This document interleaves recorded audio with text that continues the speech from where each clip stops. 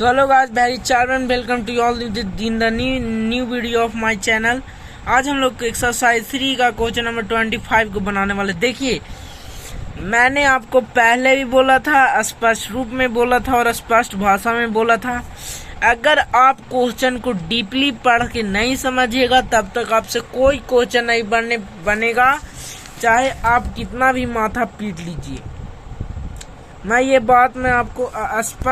मैं इन बातों को आज फिर मैं स्पष्ट रूप से दोहरा देता हूँ। क्वेश्चन को ध्यान से नहीं पढ़ेगा, कोई फायदा नहीं है, नहीं बनेगा। मैं इस बात की आपको 100% गारंटी देता हूँ। देखिए, इस क्वेश्चन को बनाना बहुत जरूरी है और समझना बहुत जरूरी है। देखिए, पहले 2 क्लासरूम हैं। If 10 student are sent from A to B, the number of students in each room become the same. If 20 students are sent B to A, the number of student A become double the number of student, final number of student। सबसे पहले ये सब नहीं सोचना है। सबसे पहले हम लोग let the number of student in class A be X and B be Y। A में नंबर ऑफ स्टूडेंट को हम लोग X मान लेते हैं और B में Y, ठीक है।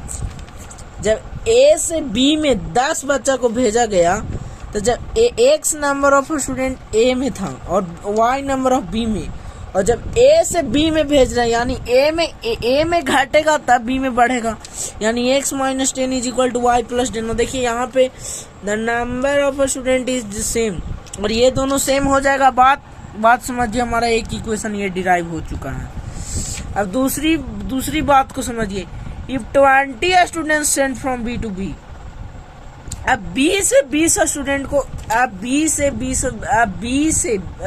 स्टूडेंट को A में भेजा गया, यानी जब B से A में भेज रहा है यानी B में 20 लेकिन कमेगा, A में बढ़ जाएगा। और देखिए क्या बोलता है, and A become the double the number of student in B।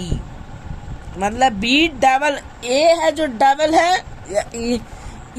इस केस के होने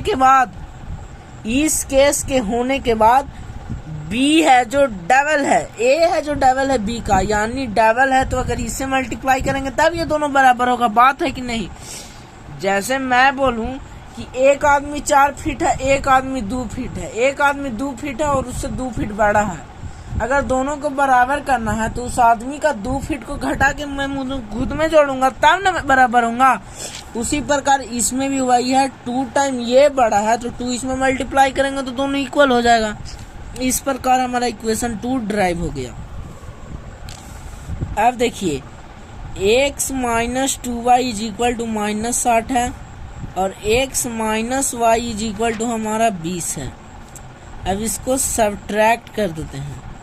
सब्ट्रैक्ट कर देंगे तो हमारा साइन चेंज हो जाएगा। देखिए ये कट गया, -y इज इक्वल टू -80, हमारा y यानी y is equal to 80,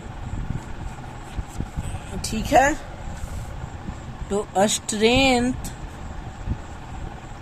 strength of class B is 80। B में कितना बच्चा है? 80 बच्चा है। B में कितना बच्चा है? 80 बच्चा है। अब इसी y को वैल्यू में इसमें पुट कर देंगे। Putting value of y in x - y is equal to 20, यानी x y का value 80 is equal to 20 and x is equal to 100, यानी